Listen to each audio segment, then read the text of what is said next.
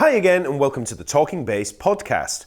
This week, Ellen is sitting down to talk bass with the ever-popular touring session bass player, Eva Gardner. Eva has played with a variety of huge artists and bands. She was the original bass player for the rock band Mars Volta and since then has amassed an amazing CV playing with Gwen Stefani, Cher, Moby, Veruca and Tim Burgess of the Charlatans. But Eva is probably most famous as touring bass player with Pink, who she's played with consistently since 2007. In this interview, Eva talks about all aspects of her playing career and even gives us a little insight into the home life that got her started as daughter of rock star bassist Kim Gardner. So without further ado, let's join Ellen as she sits down to talk bass with the wonderful Eva Gardner. Hello and welcome to the Talking Bass podcast with me, your host Ellen O'Reilly, and today my guest Eva Gardner. Hey, how's it going? Hi, nice to meet you.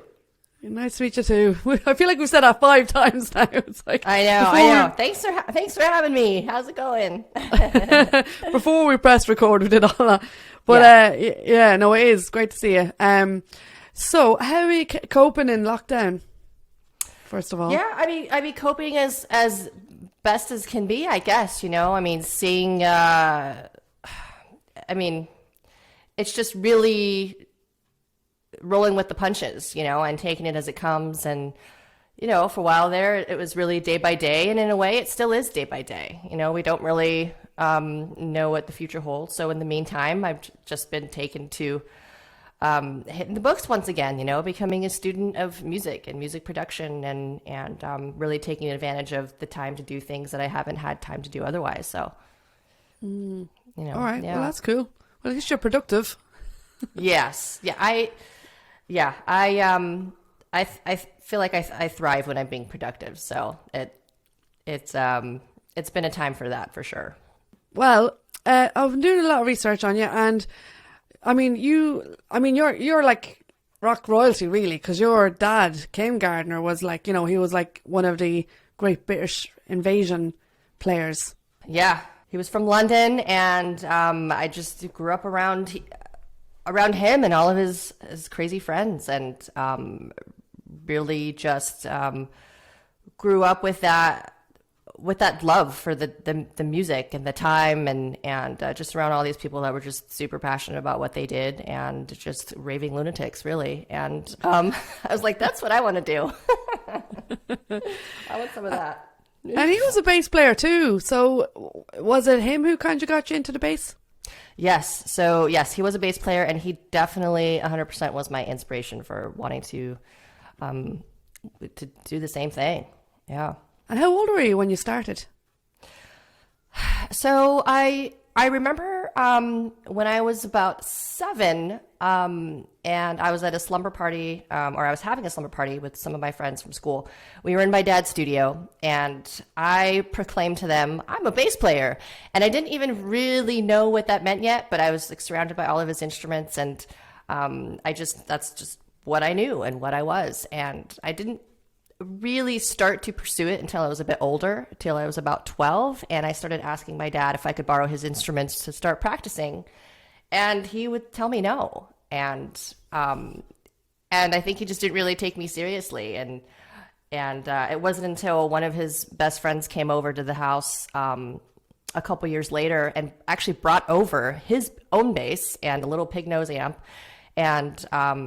and gave me my first bass lesson. So it wasn't actually my dad that gave me my first bass lesson. It was one of his friends named Andy Johns, who's a producer engineer. And it wasn't until then, so I was probably about like 13, 14, that I actually sat down and had my first lesson and was allowed to borrow a bass and start it going. Yeah. And did you teach yourself then at the beginning, or? Yeah, I kind of taught myself. I was just playing along to CDs at the time, you know, playing along to the radio and learning music that I was enjoying listening to. And so it was a lot of that. I started playing in a band and started playing with other people, you know, so I started writing music. And at that point, I really started to, you know, you start growing as a player when you start playing with other people and learning how to be part of a team and in a band. And I just kind of just grew from there. I eventually decided that I wanted to take it more seriously and auditioned to get into a performing arts high school. So, which I didn't get into at first, actually. I failed my first audition. And that was because I gave them all the wrong answers when they asked me, well, do you have a teacher? And I was like, no. And they said, well, you're learning how to read music. Can you read the notes on the board behind me? And I was like, no, not really. And of course, I didn't get in. And I think my audition piece was just some like weird abstract, me just kind of flubbing around on the instrument. And I gave them all the right answers, so I didn't get in. But that was a light bulb moment for me, because it was at that very moment that I was like, oh, wait, okay, so if I want to like break the rules, I have to learn the rules first, right? So it was at that point that I got a teacher. My parents had to get me a music teacher. My dad at that point when he saw I was serious about it, he did start to encourage it. He like taught me how to change the strings. I did a gig at the Whiskey, and he was like my first roadie. He rented like some gear for me and helped me set it up. So he eventually did realize that I was serious and became supportive. But he never went to music school. He never, those guys dropped out of school at like 15 and started touring. So they took a different route. And in my mind, I was like, oh yeah, the rock and roll route. Like, this is cool. Like, I'm thinking it's like the same thing, but the times had changed, and my trajectory was going to be different. So I got a teacher, and I auditioned again for that same school. And at that time, I told them yes when I had a teacher, and told them yes if I could read the notes on the board, musical notes, and played them a piece that was Bach meets Boogie Woogie, and they loved it, and I got in, and I was the only bass player to get in that year. So I really, at that point, really kind of shifted gears and put my nose to the grind. Yeah. Yeah. And then after that, you continued studying. You went and did music entomology or ethnomusicology? Ethnomusicology. Yes. Yeah. I went on to go to college, went to UCLA, and got a degree in ethnomusicology, which is this, the study of world music and culture. And it's a cross between musicology and anthropology, and discusses like the correlation between music and culture and how they influence each other. And it just like blew my mind, and was just so cool to learn about what the rest of the world did. Like we had just been learning about what like a Western tradition, right? Mm-hmm. And I got really into Indonesian music while I was there, and learned how to play Balinese gamelan. And I traveled to Bali with my teacher and performed over there, and just got a different perspective on how music is performed, how it's played, how it's created, what it's used for, and just really opened up the channels to different traditions. And what did you discover about music being used by various people across the world? Yeah, I mean, in the Western tradition, like in the conservatorial approach that I had been in, it was more like, if you don't practice 10 hours a day, you'll never make money. It was more of the business side of things. And elsewhere, the focus was like, we're celebrating rites of passage. We're celebrating the harvest. It was more of like music as a form of celebration, marking important times, and just really like celebrating the beautiful sides of life, and sometimes the not so beautiful sides of life. And it's really just an expression of culture and humanity. And a lot of times there's no reason behind it besides just a communication, right? Like two people are just like, I remember specifically Eskimo music, and it would be like two people singing into each other's mouths, and the sounds of like the voice going into their mouths would make like this weird echoing resonant sound. And that was just like the funniest, coolest, trippiest thing to me. And it was just so different from what we do. And it's just so fun and interesting. That's amazing. I was watching this documentary. It was called The Incredible Human Journey. I think you can probably find it on YouTube. And it's all about like how it's presented by this anthropologist, and she goes all around the world and she discovers about how humans evolved in Africa and how we spread across the world. And then she was in somewhere in Europe, and at the Ice Age, like thousands and thousands of years ago, she shows the first ever musical instrument, and it was a flute. I mean, oh wow, music goes back that far, and it's kind of like it's so embedded in it. Because birds. I remember talking about this to Michael Mannering actually, and like birds do sing and all that, but really it's a territorial thing, whereas us, we're doing it probably partly for that, but for so many different reasons. Yeah. I mean, I listened to the birds this morning actually outside my window. I'm like, what are they saying to each other? Like, what is that? What is that little? It sounds beautiful to me, and this beautiful bird song, but I'm like, is he really like telling off his neighbor? Like, what's happening out there? What's the conversation? What's going on? That's what's actually happening. It's like two bums across the street shouting at each other, and to the birds that probably sounds like music to them. And it's like, exactly. Get out of my bin, you bitch. Yeah, I know. What are they thinking when we're talking? Yeah, totally. There was another. I remember, like when I studied music, I learned all about Alan Lomax. Did you learn about those guys? Yeah, yes. He was a fixture for ethnomusicology. He's the one who did all the field recordings. And it's so funny because you eventually ended up playing with Moby, and Moby is famous for that, for that album Play, which uses those early recordings. Like, so I bet you and Moby had loads to talk about on that. It was interesting hearing how he had adapted those recordings and integrated them into a modern setting. So after you studied ethnomusicology, what happened then, like, with your career? I hit the road as soon as I finished school. All I ever really wanted to do was tour, and although once I got into school, I was like, I really felt like I wanted to finish school. I was learning some really cool stuff. So, I got my degree, and then by the fall, I was on tour, and I pretty much have been on tour since then, until last year, of course. But yeah, I just hit the road and didn't look back. And what were the first bands that you went touring with? My first tour was with the Mars Volta. Yes, very cool. Awesome band. That is cool. And how did that come about, like? Through a friend of mine, my friend Ike Owens, who I knew from just the LA scene playing in bands. And actually his little brother and I had gone to that performing arts high school together. So we knew each other. Ike had called me up and said that these two guys that he knows, he was playing in a band called De Facto with Omar and Cedric from At the Drive-In. And so he was already in a band with those guys, and he called me up and said, hey, they're looking, At the Drive-In broke up, they're looking to start a new band, and they looking for a bass player. And next thing I knew, I was meeting them, and we were in a room and playing music, starting to create music and songs, and sitting on the floor trying to come up with band names. And it was a really really fun time, because it was just like the birth of something new. And it was also a time where I had finished school, and all those rules that I had learned like just really went out the window as soon as I started playing with these guys. And that was so liberating as well, right?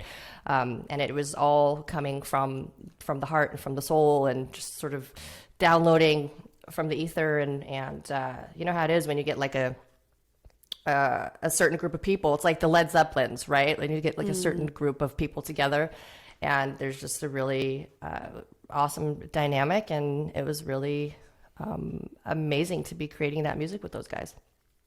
In those early days then, did your degree and your background and your degree in ethnomusicology, did that like, or sorry, yeah, I got it right there, ethnomusicology, did that like influence the sound of the Mars Volta? Because they are quite, Yeah, I mean, probably. I don't know if it directly did. I would say for me personally, I was really into like groove stuff. When I was in high school, I played in the jazz band, but my favorite stuff to play was the Latin jazz stuff. Our jazz band instructor was a big Latin. He was a trumpet player and really into the Latin jazz stuff. And I loved playing that stuff. I just loved playing the groove. And when I wasn't playing bass, because there were different bass players, when I wasn't playing bass, I had my hands on percussion. I was like learning how to play the congas or the timbales or the maracas, woodblock, whatever it was. So I was just really into and I also played African percussion. In high school, we had an African percussion elective. So I was in that room playing African percussion whenever I could. So I was always having my hands on just really just stuff where we're just grooving, we're just playing, we're just jamming. And so I feel like parts of that probably musically came into play as far as like the vibe and the groove of what I brought in personally. And then of course the overall idea of ethnomusicology, right? Like bringing in like, why do we play music? Why are we here? Why are we doing this? Right? We're supposed to be doing this because we enjoy it, we love it, and it lifts us up. So I would say those elements for sure probably were coming in at that time. Very cool. And who were your like early influences as a bass player? I would say I loved, of course, all the stuff that like my dad had done, right? I was like, because he was in like The Creation and the Birds, British Birds. So I was like listening to him, right? I was listening to him doing his thing. And he was good friends with John Entwistle, who was around. And so I was kind of around that stuff as well. And just being around him personally, just encouraging me as a bass player was pretty major. So I would say he influenced me just as a human, right? As a musician, as a bass player who encouraged another very young person who was on that path as well.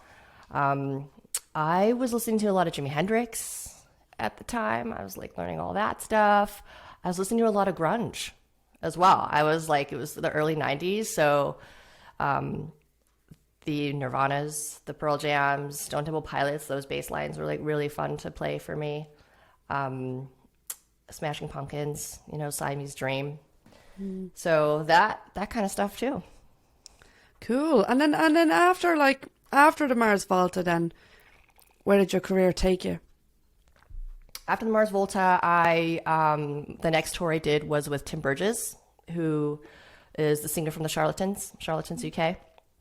He did a solo record, so I went over to the UK and toured with him. And my first arena tour was opening up for the Rolling Stones, which was just insane. That was the Manchester evening. It was the Evening News Arena at the time, and then we did Wembley Arena.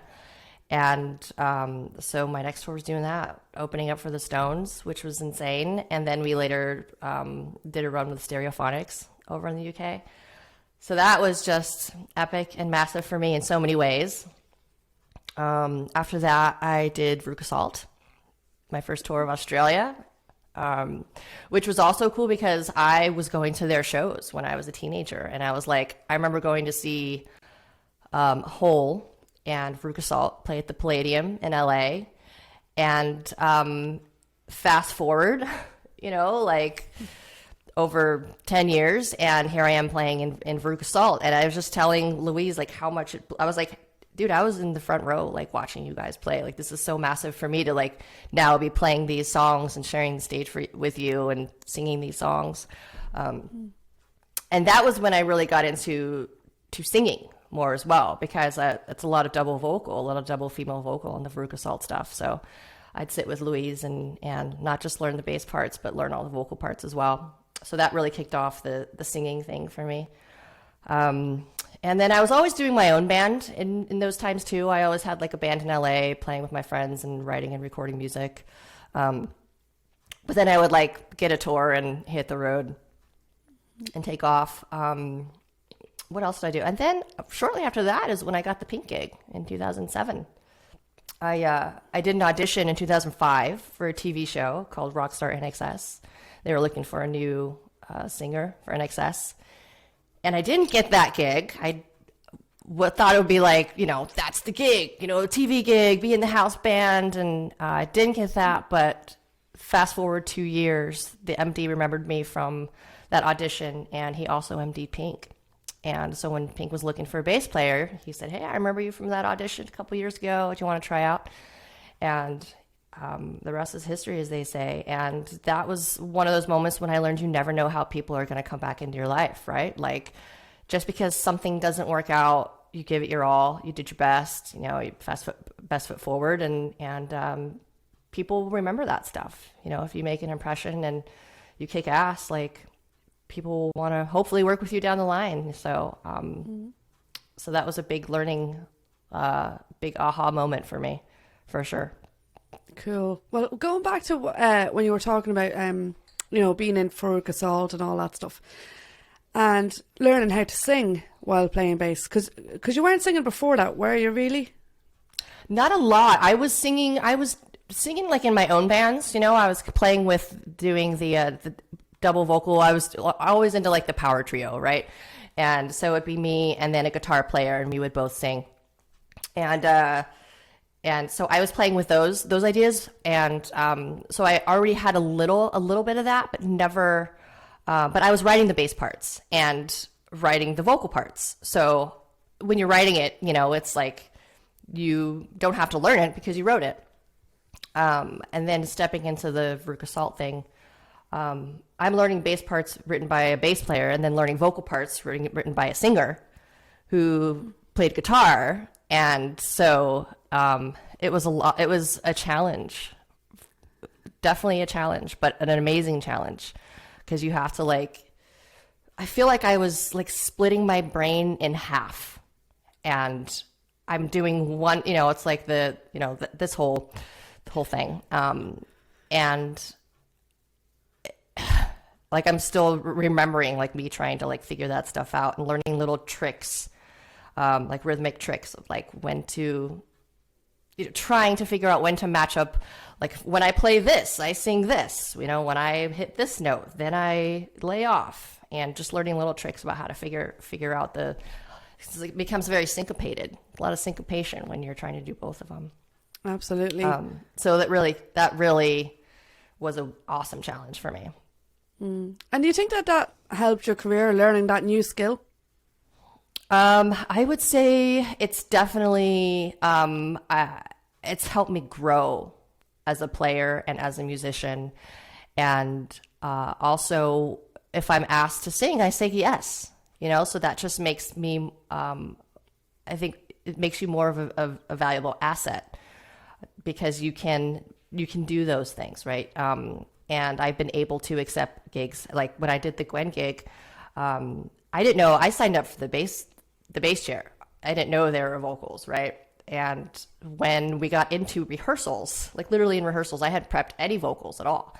And one of the guys goes, I'm playing the song. He's like, oh, you're supposed to sing here. And I was like, what? I am? Oh, okay. News to me. I didn't know that.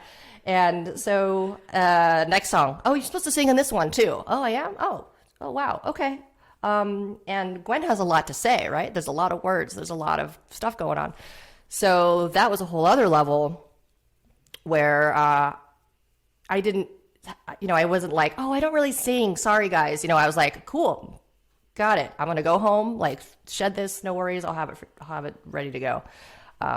So it just makes you, you are able to say yes and fine and cool, and you just make it work, right? So I definitely think it has helped me. And then, I sang with Cher as well, and I'm singing with Pink. So it's just, I think it just makes you that much more of a valuable asset. For sure. Definitely. So why, you've toured the world extensively then for many years. What are your kind of road tips, survival tips? Yeah, I think definitely being a pleasant person is helpful. Positive, pleasant, easy to be around. When you're on the road with people, you're sharing small spaces. You're seeing the same people every day. You're seeing them at their best. You're seeing them at their worst.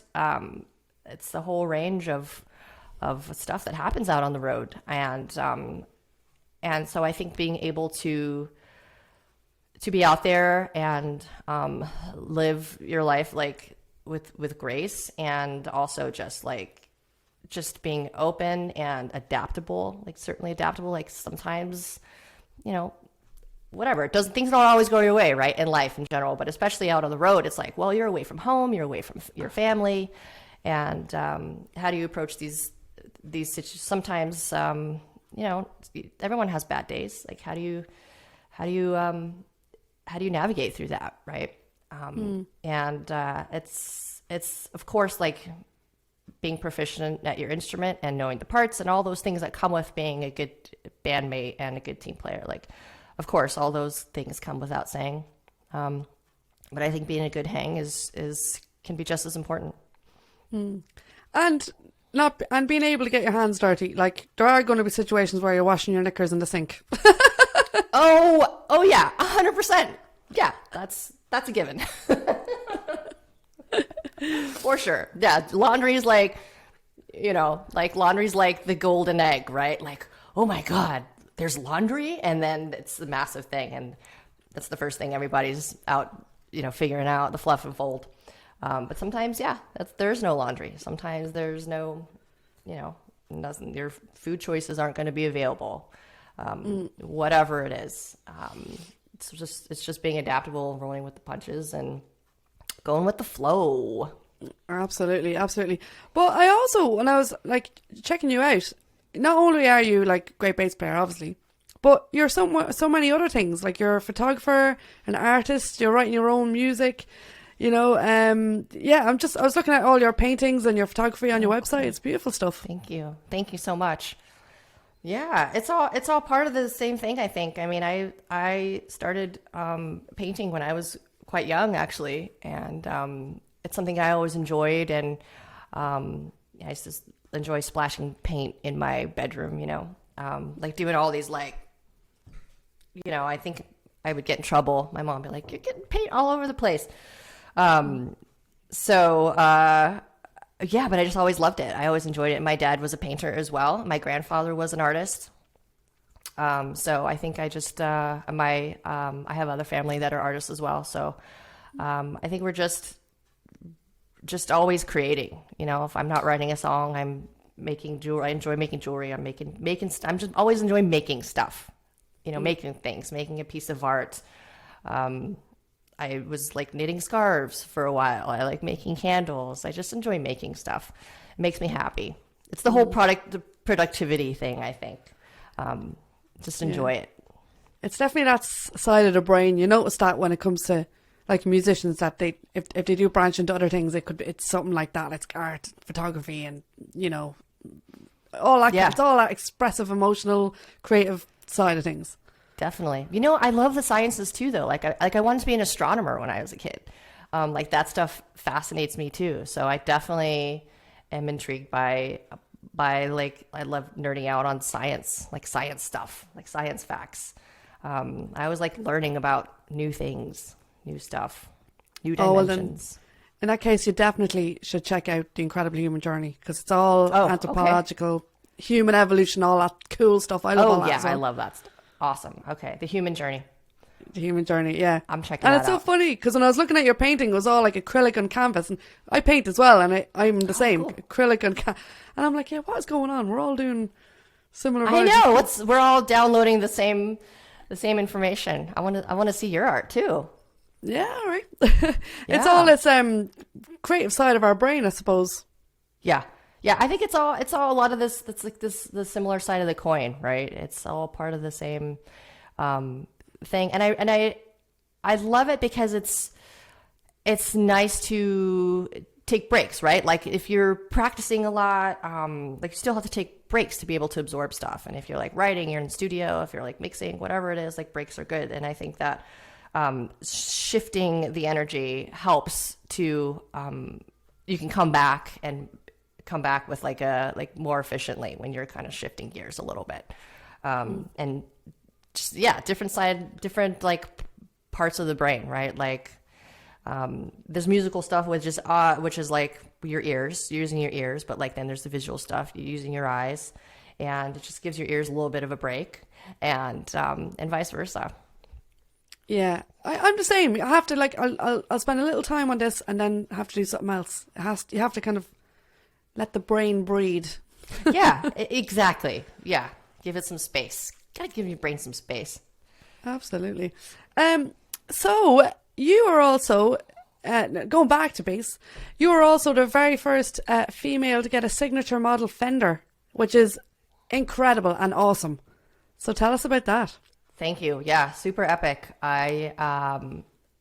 For Fender to be a household name my whole life and then to have my name on one is, I still can't believe it happened. But I was over in Europe, actually. Mark Schulman, drummer, I play with him in the Pink Band and the Cher band. And I'm with Fender, and he's with Gretsch, which at the time was a Fender company. So Fender hired us to do our rhythm section clinic. And we were on tour in Europe, traveling around with our rhythm section clinic, and we were at the Musikmesse in Frankfurt with the head of Fender Germany. And I was walking around the Fender booth with him, checking out all the signature basses. Like, oh man, that's cool. Roger Waters has his, and admiring everyone's basses. And then he's like, you should have one. And I was like, yeah, cool. Yeah, for sure. That'd be great. And he was actually serious about it. And because of him, he made it happen. He got the ball rolling and got me in line for my own signature, and he just made it happen. I went down to when I got back to LA, I eventually went to the custom shop in Corona and just talked about the instrument with these guys, and they made me a prototype, and we tweaked it and until it was right, and then it came out, and it was out in production for a while. That is amazing. Awesome. And what was like the rundown of the bass like? What is it that makes it yours? Yeah, so it was a conglomeration of all my favorite basses, and one of which, if you can see it back there, but it's my that black with the tortoiseshell. Beautiful. That was my first bass ever, and I finally earned my stripes. I got a bass for Christmas when I was 15, and I kind of had made it my own, right, over the years. Like, I switched out the pickguard and got some chrome knobs and just kind of made it my own, and it's been around the world with me, and every nick and scratch in it's mine. It's just like my favorite thing. It just feels like home. So it's partly that bass, like the way the color of the black with the tortoiseshell, and also my dad's basses, like he got his basses new in the 60s.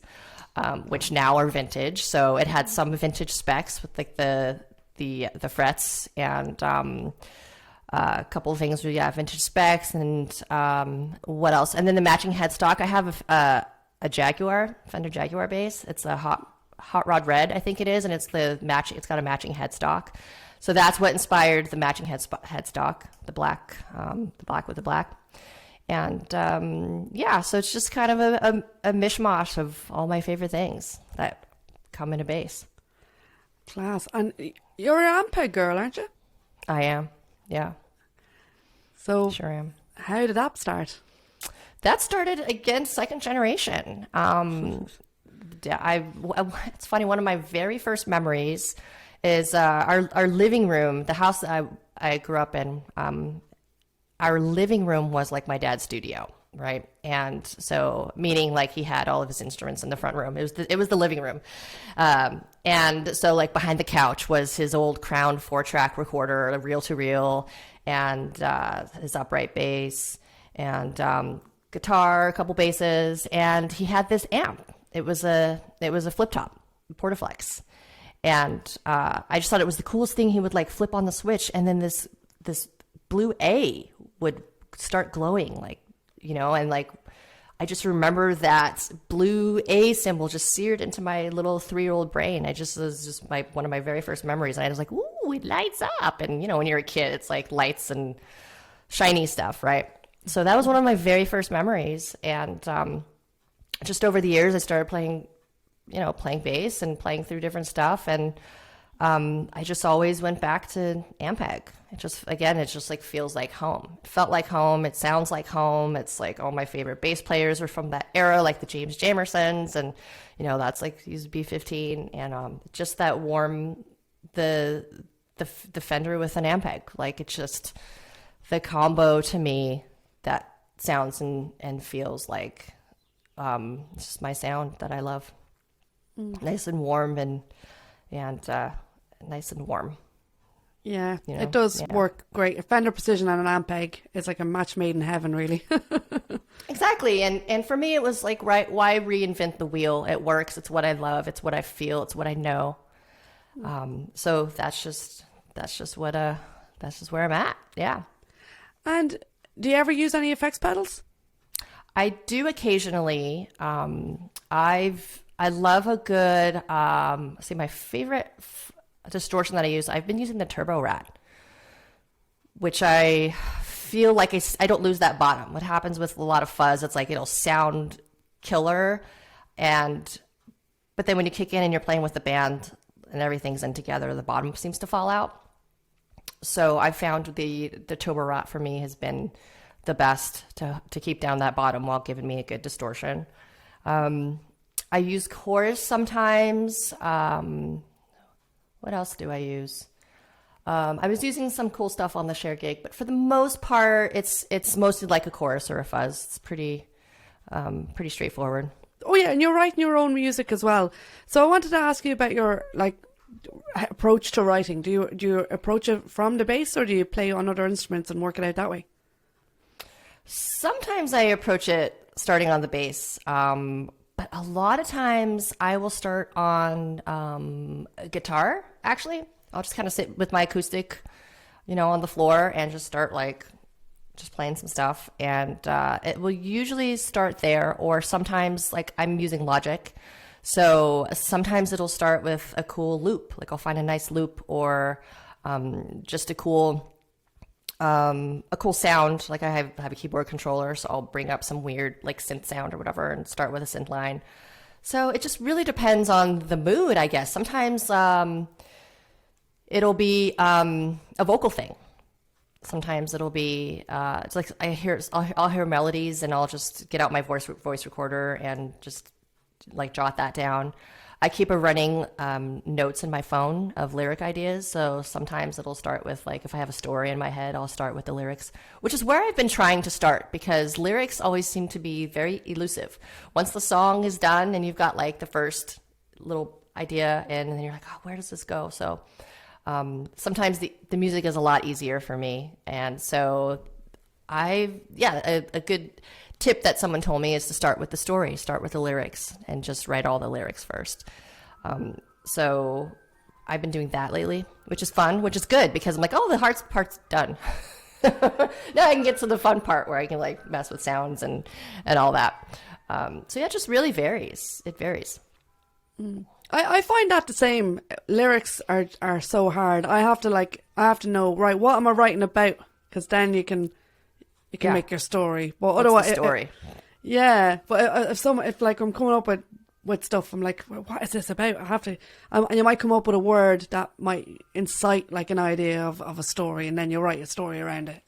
But it's such a hard thing writing lyrics. But it's they're elusive, and sometimes I'll be cool, I have a verse and a chorus, and I'm okay, well then I need a second verse. Okay, where is this going? What am I saying? What's happening? What's happening here? And it can be a challenge finishing those songs. Well, but you did finish a load of songs, because you've got an album out now, isn't that right? Yes. So Chasing Ghosts, which we can get on Bandcamp and via your website. Yes, absolutely. Yeah, Chasing Ghosts, and then so that is out now, and then I have a new one coming out within the next couple months, and that also will be out. I'll put it up on Bandcamp, and it will also be out on wherever you stream music. Oh, great. It's got a real cool, it does sound really LA, it's real pop punk kind of summery vibes. Yeah, awesome. Yeah, thank you. It's I feel like you hear something in your head, and then when it comes out, it's completely different. I'm writing a real serious song right here, but then it's I'm la la la la, singing super poppy, I'll pop alternative, It's funny.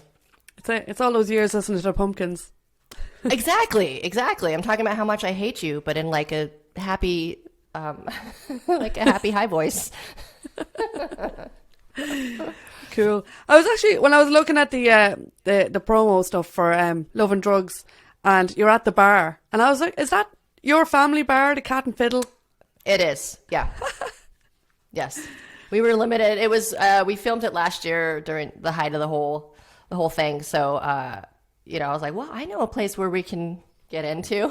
I have a location we can use where we don't have to worry about all that stuff. So, yeah, we just went to the pub at night and shot behind the bar and had a lot of fun. So have you during your career as a touring session musician, have you brought like artists that you worked with to the pub?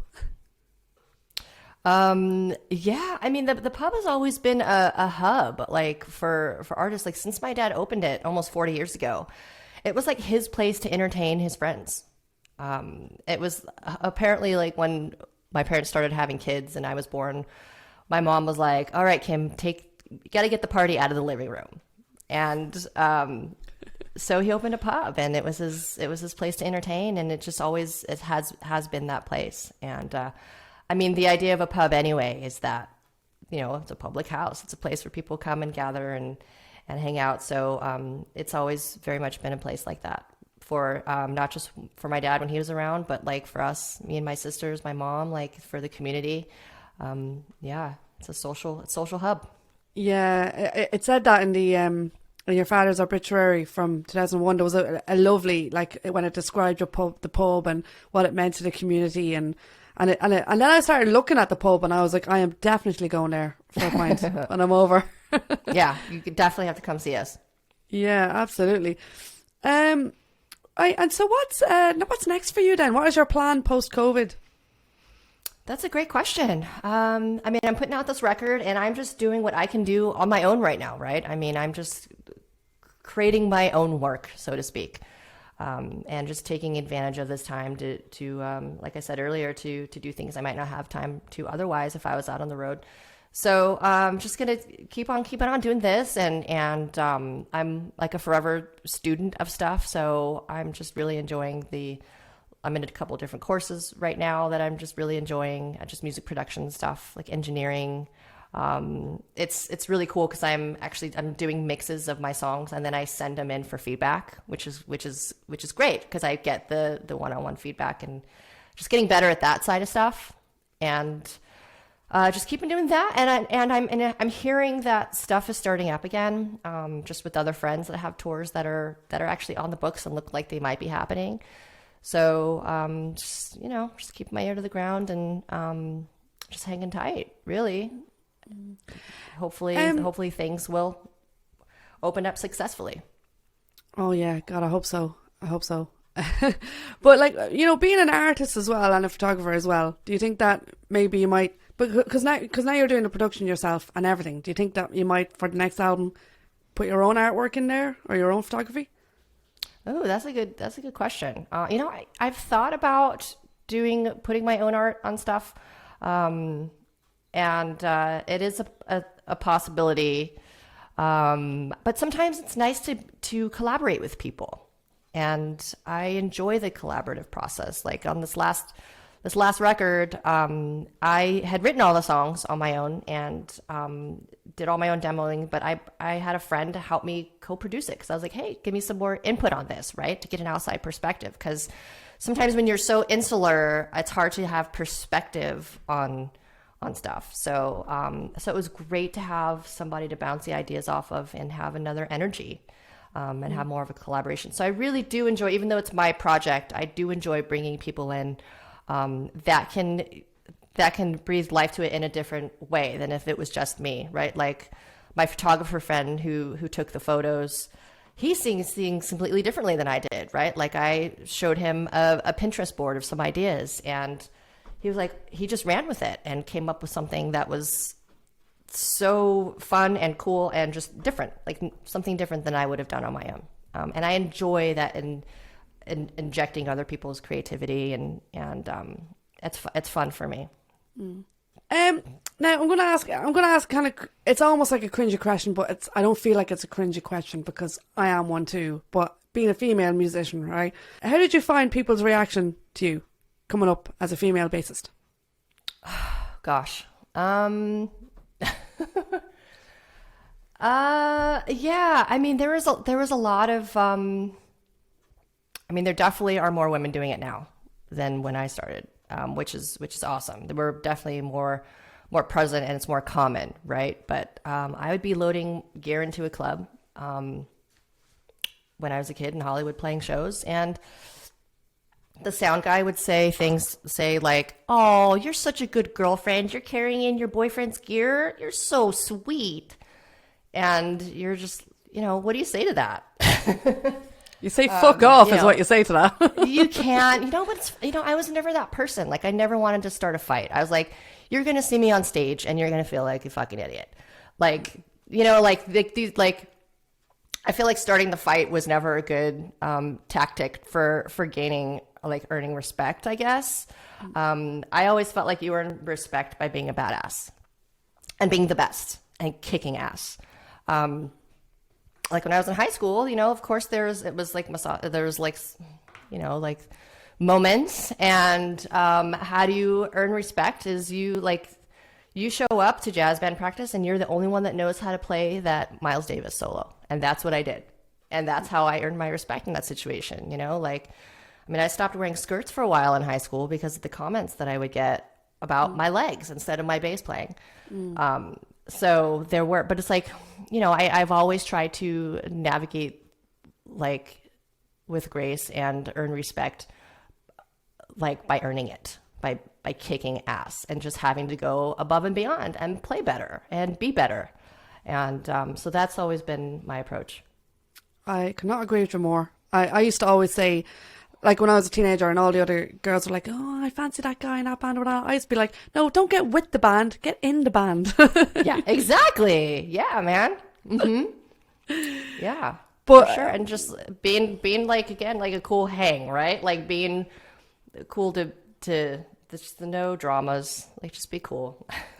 Yeah, exactly. I think some male musicians who have only ever worked with other male musicians, if they hear there's a female musician coming in, they just assume you're going to be like a diva or difficult or like, "Oh, I have to go adjust my pantyhose or some shit." And it's like, right. No, actually, right. I'm going to muck it out with the lads, probably right. worse than the rest of us. I definitely have the worst potty mouth of any band I've ever been in. Oh, so. Yeah. No, I hear that for sure. Yeah. And I think the nature of bass players anyway are just cool and easy to be around and just not very dramatic people. So we have that going for us too. Yeah. Plus it's a lovely community, isn't it, really? Oh yeah. 100%. 100%. Sometimes I feel like, I've totally picked the right instrument because those guitarists are all dickheads to each other. Yeah, see, there you go. Yeah, we're the cool kids. So, of all the artists you've ever worked with, have you been starstruck and nervous?